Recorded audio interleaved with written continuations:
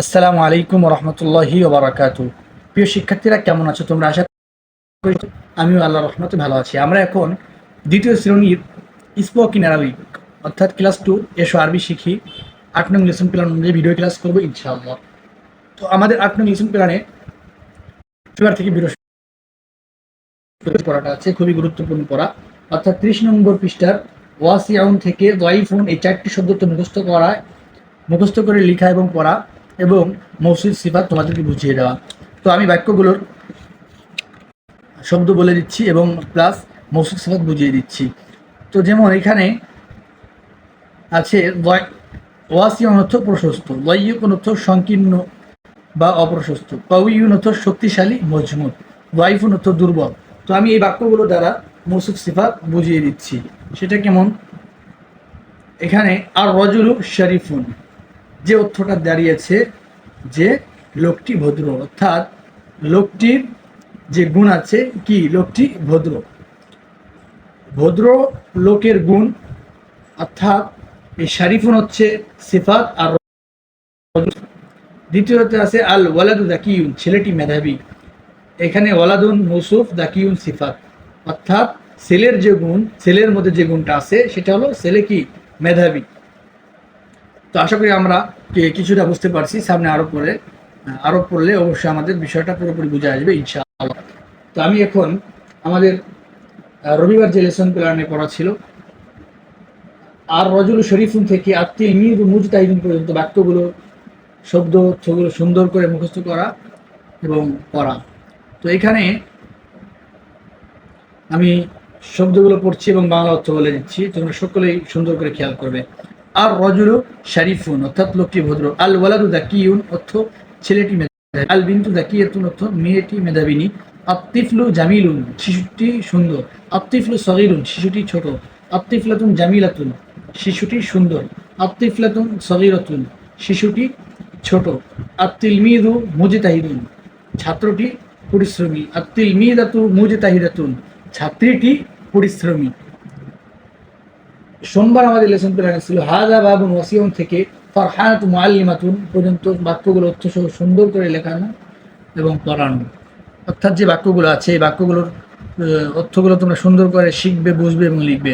তো এখানে আছে হাযা বাবুন ওয়াসিউন, ইহা একটি প্রশস্ত দরজা, আল বাবু মাফতুহুন দরজাটি খোলা, হাযা কমিসুন ইহা একটি পোশাক জামা, হাযা কমিসুন ইহা একটি জামা, হাযা কমিসুন জাদিদুন ইহা একটি নতুন জামা, আল কমিসু নাযিফুন জামাটি পরিচ্ছন্ন, আল মিন্দিলু ওয়াসিখুন রুমালটি ময়লা, আল উসাদাতু জামিলাতুন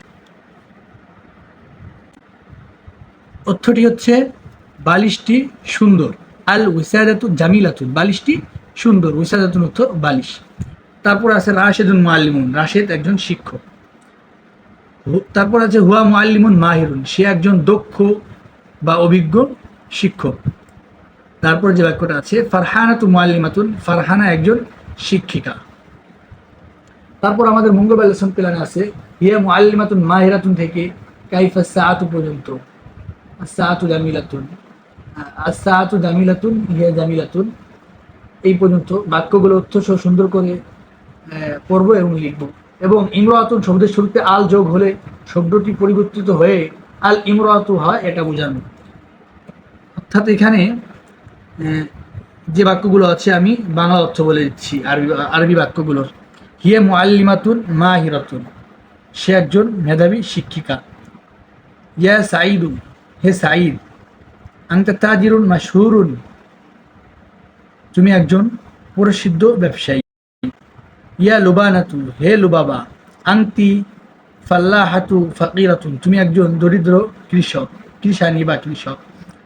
তারপর যে বাক্যটা আছে আনতি ইমরাতুন শরীফাতুন, তুমি একজন ভদ্র মহিলা। তারপর এখানে যে বিষয়টিগুলো আছে, ইমরাতুন শব্দের শুরুতে আল যোগ হলে শব্দটি পরিবর্তিত হয়ে আল মারআতু হয়, যেমন আল মারআতু শরীফাতুন, স্ত্রী লোকটি ভদ্র। আশা করি বুঝতে পারছো তোমরা। ইমরাতুন শব্দের শুরুতে যদি আল আসে আল যোগ হয়, শব্দটি পরিবর্তিত হয়ে আল মার আতু হয়। যেমন আল মার আতু শরীফাতুন অর্থ দাঁড়াবে স্ত্রী লোকটি ভদ্র। আমাদের বুধবার লেসন প্ল্যানে ছিল মা তিলকা থেকে মান হুয়া হুয়া তিলমিদুন জাদিদুন এই পর্যন্ত পড়া। তো এখানে আছে মা হাদিহি, মানে ইহা কি, হাদিহি সাআতুন, ইহা একটি ঘড়ি। কাইফা সাআতু, ঘড়িটি কেমন।